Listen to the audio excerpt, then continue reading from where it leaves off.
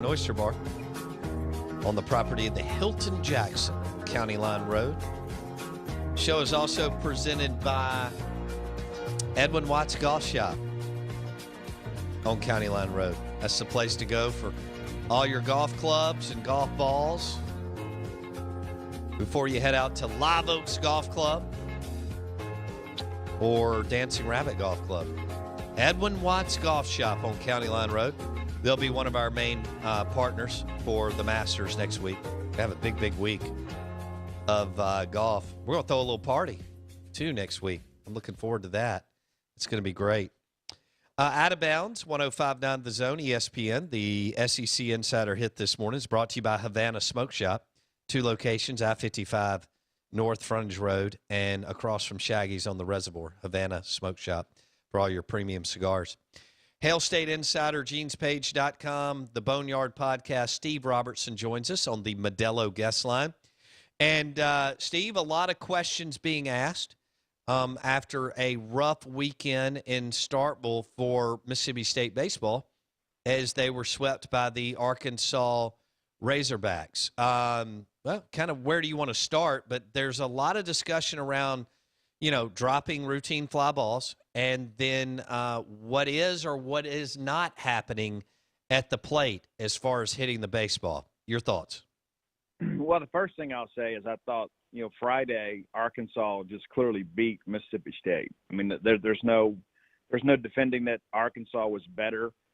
State couldn't keep the ball down. They hit all those home runs, and Arkansas looked like the best team in the country. And there's no explaining it away. There's no silver lining into that. On Friday, they absolutely looked to be the better team in every aspect. Saturday, I think Mississippi State basically gave the game away. I mean, you get out to the big lead. You've got their ace on the hill. You've got a great approach to play. You work in the middle of the field. You put the 3 spot up early. It's a 4-0 ball game. With 2 outs, you're ready to get back in the dugout, and then you lose a ball in the sun or you drop it or whatever, and you give them a little juice. And then the next thing you know, they hit a solo home run, and it's a 4-2 ball game, but you're still able to get out of there and get back in the dugout with a lead. And then you've got a routine pop-up that just falls right there off the left side. And here's the thing, and, Braylon Skinner, that's not his play to make, but he probably could have made it if he's 100% healthy. But the bottom line is, Lane Forsythe has got to make that play. That's a shortstop's call. He and Cam James miscommunicate. The ball drops, 2-run score. Then that extends the inning, and then you give up a 3-run home run. And so now everything that you've done right has been totally erased. And those are the things that just can't happen. And I thought on Sunday it was a very competitive ball game. And, I think State's approach at the plate is lacking. And Lamonis mentioned some of that last night that, you work a count and you get into an obvious fastball count. You get a 2-0 count. Well, you don't get the fastball, then you don't swing. And so we're up there swinging at 2-0 change-ups and popping up and that sort of stuff. And that's where I think a lot of the soul-searching's got to be is, you got to make the routine play, But more importantly is when you get into an advantage count, you can't get yourself out. The State's doing a lot of that. And listen, Arkansas answered the bell. Arkansas, it's an elite team, and at this point, Mississippi State is not. I'm not going to sit here and say State's a bad team. They had a bad weekend. But, Arkansas is clearly a better team. They came down here, and like I saw some people upset about some things on social media. Hey, you don't want those guys to tweet and win the ball game. That's right. Steve Robertson, GenesPage.com, joining us on the Modelo guest line, recapping the weekend in Starkville. What are their options at the plate? Are there some guys that a lot of the fans haven't heard of that could be inserted in the lineup that could push some of these guys that are now several weeks into the season and still struggling at the plate? No, there's not. And if they were better players, they would already be playing. I mean, it's like, let's not forget the fact that we've had the benefit of fall practice and all the work in the summer and then spring practice as well. I mean, the best guys are on the field. Now, do you need to sit down and maybe have a come to Jesus meeting with some of those guys? You absolutely do. I mean, you can't have, veteran guys like Josh Hatcher and Rowdy Jordan, hitting the way they have been. Josh is a guy that's had a case of the atom balls, but, some of his strikeouts have been awful. I mean, just absolutely awful. And these guys are juniors. You expect them to take good cuts. And listen, it's a game of baseball. Sometimes a guy fools you, but Rowdy has become a double play machine here as of late. That was the big discussion before as well. We're not getting enough production out of the leadoff spot. Well, now we're getting runners on and we're hitting into double plays. And so, I'm not one of these people that's ready to throw out the baby with the bathwater.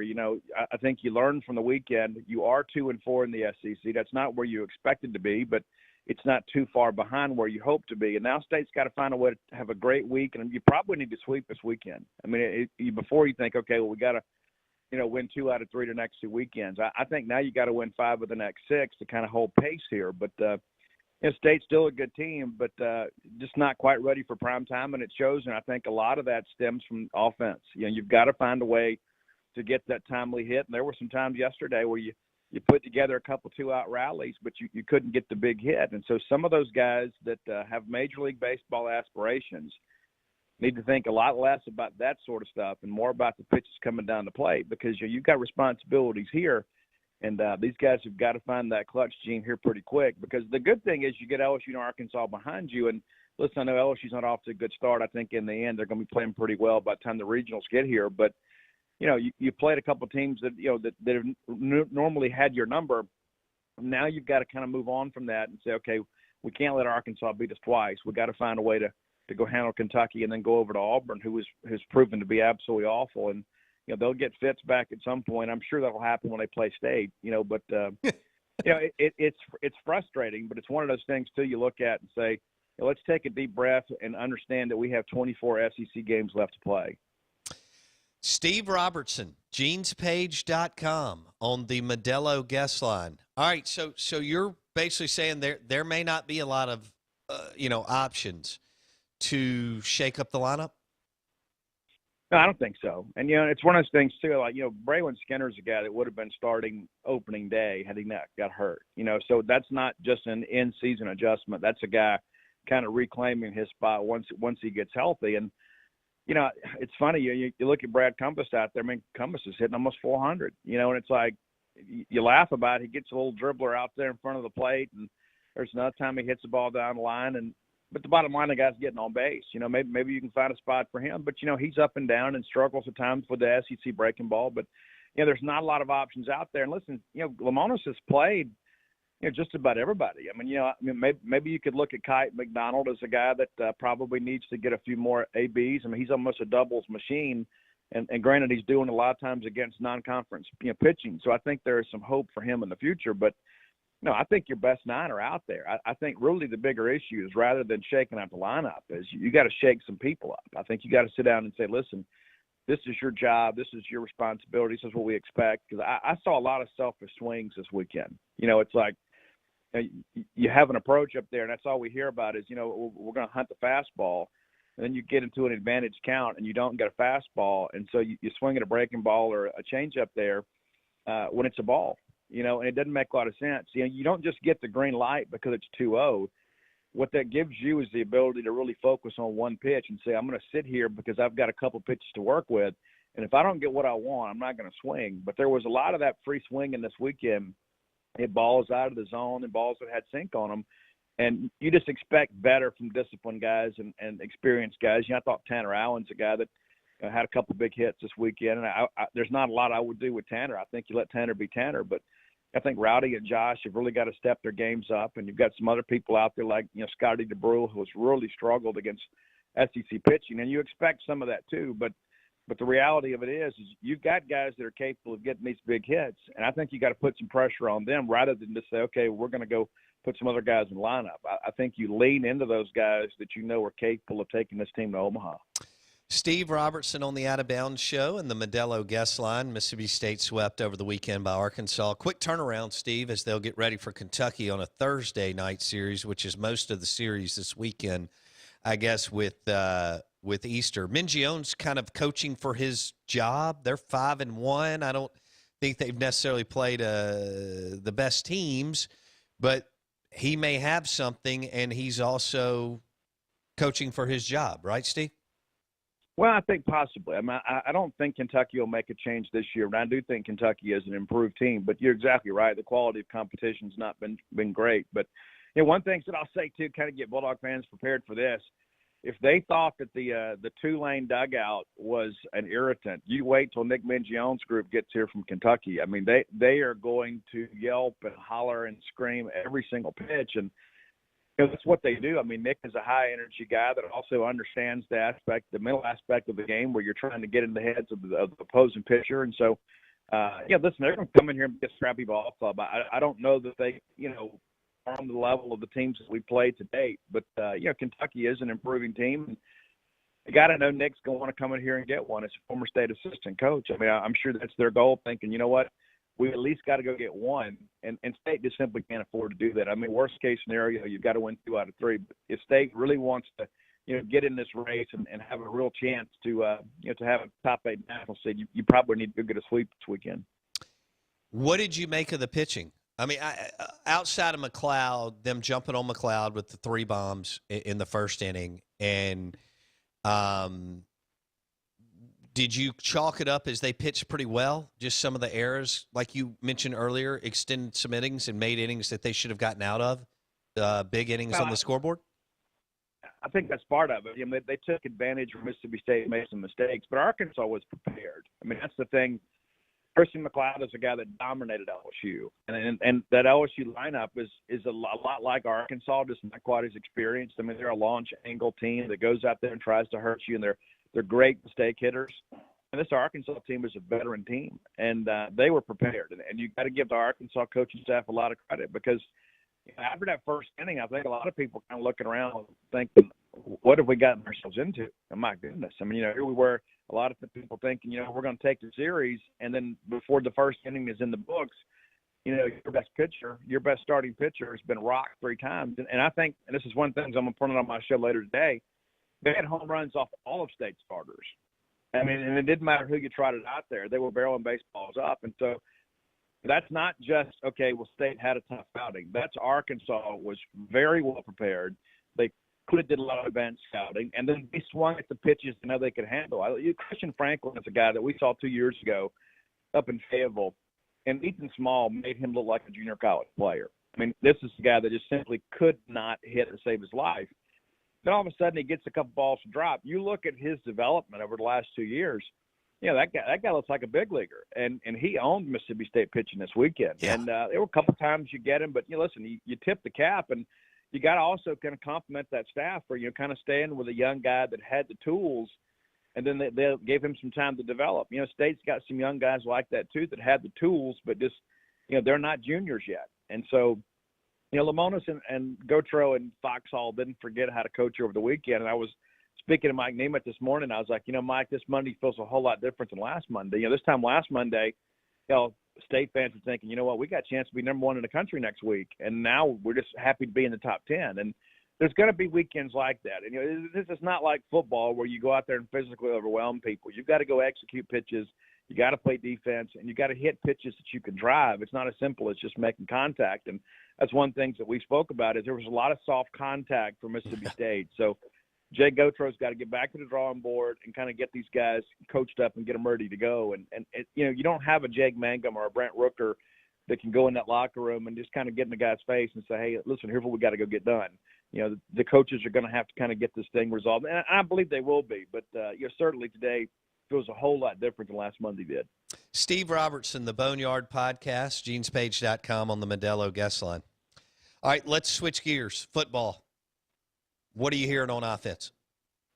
Yeah, a lot of people, they keep telling me that Jack Abraham has come in here and really done a good job. Now, will he do enough to unseat Will Rogers? No, I don't think so. But I think it's one of those things, too, where you bring competition to the room, and all of a sudden everybody gets better. I mean, a comfortable quarterback is a complacent quarterback, and those are the guys who get you beat. I mean, you need people to stay hungry. And I think have an opportunity to bring Chance Levertich or Trace Levertich in and Abraham, I think, is good. And then Washington State people told us that, listen, Leach is going to add competition to the quarterback room every single year, even if he has an incumbent starter. And I think the reports that we're getting is that, the passing game is showing a lot more precision. I think a lot of that is a direct result of the fact that you've added competition to the room. And, one of the things that I'll share with you, too, is, they tell me that Malik Heath at Pro Day had a little bit of a wake-up call. And I think that's good for Mississippi State, too. I mean, this is a guy that's really got 2 years to kind of get it all figured out.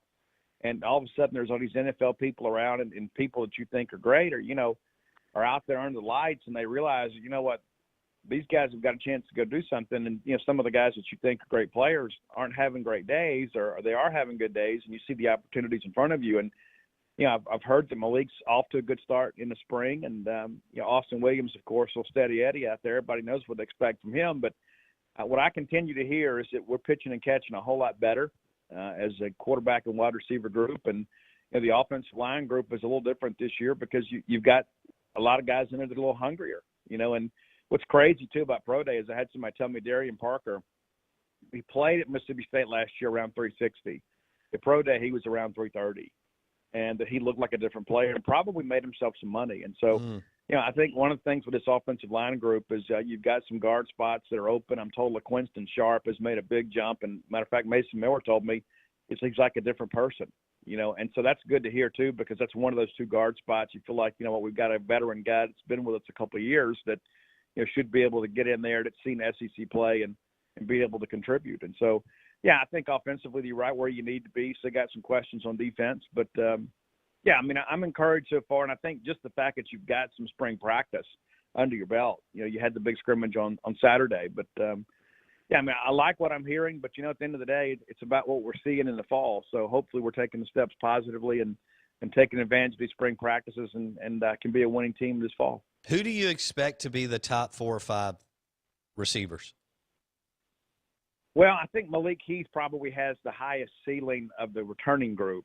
And then, Austin Williams, you know what to expect from him. He's just a team-first guy, and they love him. They'll find a way to get him involved.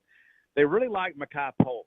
And it's a guy to transfer from Cal, and we do expect him to be eligible once they settle this legislation about the one-time transfer stuff. But, he's a guy that's very intriguing. He's an outside receiver that can play outside the numbers, and he's probably a little bit like Tyrell Shavers with probably a little bit of work ethic. And so I think when you get Mekhi Polk to move along, you can feel really good about that. And, Tulu Griffin's a guy, too, that kind of came into his own later in the year. I think he's much more involved this year. And then Rufus Harvey is a guy, too, that didn't get to play much last year, kind of got down the depth chart a little bit. He had a hamstring injury early on. And then, with all the craziness with COVID contact tracing and that sort of stuff, I think he got the benefit of a redshirt year, but I think he's a guy that could surprise some people this year. And, Caleb Ducking, people keep telling me Caleb Ducking's got all the raw materials to be an elite wide receiver. I'm eager to see it, because this is a kid from Rolling Fork, Mississippi, at South Delta High School. He didn't do a whole lot there, and he ends up going to play at Holmes Community College and run first offense. But he was electric when given the opportunity. But he's a guy that had the redshirt year last year. But he's a guy when you want that guy to get off the bus first. I mean, he is an impressive looking specimen, and so if they can get anything out of him, I think it's a real win. But there's enough conversation right now, about this wide receiver group that gives you a little room for optimism. And you didn't mention Jaden Wally. Yeah, we know what he can do, though. That's the thing. It's like when you look at Jaden Wally, and Steve Spurrier Jr. has shared, or pardon me, Dave Nichol has shared recently, it's like they're beginning to see him become more of a tactician. He is a guy that kind of got by last year on overall athleticism, but now all of a sudden he kind of understands how to measure his steps a little bit and is becoming a better route runner. But, Jaden's one of those guys. Of all the guys, probably the most explosive of the returning group. And then you look at Austin Williams, probably the most dependable of the returning group. And look at Malik Heath, probably a guy that's got the highest ceiling, at least for this year. I mean, he's a guy that can be an X receiver and, be physical. And he does bring, some attitude. And sometimes that's a blessing and a curse. But, you need some of that on your team. This is the Southeastern Conference. It's in the Boy Scouts. And so, the problem with him is he just has to channel that in a positive direction. If they can get him to do that, I think he can have a huge year. Steve Robertson on the Out of Bounds show and the Modelo guest line. Okay, what about Spivey, who had some drops, but I think they still think that he can be an asset on offense? Well, I think so. But I think the issue with him is, as you mentioned, is going to be dependability. You look at him and you watch him run out there sometimes and you think, man, they got to get this they got this kid the football a lot more. And he got a couple of really big catches there in the Egg Bowl to kind of keep hope alive a little bit. But, he's got to be more dependable. I mean, and that's the bottom line is that, the consistency with the hands has been kind of a burr in the saddle for a long time. And so, he needs a good spring. If not, he's going to drop down the depth chart because there's a lot more competition this year than there was last year. And so, You'd like to think that you can find a way to get him involved and kind of get him going, but it's really all up to him. It's not a matter of Mike Leach or Dave Nickel or Steve Spurrier saying, hey, let's give this kid an opportunity. He's going to have to earn that by proving that when they throw him the football, he's going to catch the football. We'll leave it there. Steve Robertson, the Boneyard Podcast, genespage.com on the Modelo guest line. Thanks, Steve. Appreciate it. See you. All right, so, Blake, we didn't quite get into basketball. We'll have time to do that at some point. But that was some baseball, football there. What jumped out at me there is maybe some come-to-Jesus discussions with the guys in the lineup, everyday guys. Yeah. What Steve said is true. You don't have people to put. I mean, it is what it is. Yeah. You got to step up, or you're going to have a bad season. So you've got too many people who have too much experience to just lay over or to roll over and die. So we'll see. I wonder if Tanner Allen has that stuff, and he seems to be if there is one, and there may not be. But if there is maybe a guy that can get the locker room going, it's probably going to be Tanner Allen, it looks like. Agreed. Out of all the guys that are kind of regulars and or have been there for a couple of years. He did make the comment, I think, over the weekend that it was embarrassing to lose at home. Yes. And he's been a starter since day one. Yes. On that 2019 team as a true freshman. We'll see how that looks. They've got a few days to kind of get their mind right. And as Blake said, Ole Miss plays North Alabama, and Mississippi State plays Mississippi Valley State. Yes. Tomorrow. Before they get ready for a Thursday, Friday, Saturday series for the Rebs and the Dogs. Blake mentioned that there's 2 series that will be Friday, Saturday, Sunday. The rest will be Thursday, Friday, Saturday, with Easter being this weekend. I will say this, even with the 3 losses, Dudy Noble Field will be packed this weekend. It was packed this past weekend. Yeah. So, yeah, no doubt. Good to see that the more and more of the restrictions being lifted that I think we all now realize should have never been in place. But good to see Swayze a couple of weeks ago was rolling, Dudy Noble Field rolling last weekend, and MSU with another home series this weekend. Ole Miss with back-to-back road series, and then they'll come home. We're about to see our third Ole Miss receiver against Arkansas. That's right. We're about to see our third Ole Miss receiver get drafted in the first or second round in the last 2-3 seasons. AJ, DK, now Elijah. Laquan Treadwell. Could we see, even going farther back, could we see Mississippi State finally get a receiver drafted in the NFL? It'll happen under Leach. Yeah, I don't know who and when, but it will. It's interesting to see what develops on that offensive side of the football. No question. Out of Bounds, brought to you by Juniker Jewelry Store. If you're hunting a wedding ring, an engagement ring, well, Juniker Jewelry Store will be happy to walk you through the process at Juniker Jewelry Store in Madison, Highland Colony, almost to the north end of 463. Juniker Jewelry Store in Madison. And the show is also brought to you by RPT and Rick's Pro Truck, spray and bed liners, lift kits, tires, and wheels. All at RPT and Rick's Pro Truck. We'll see you tomorrow.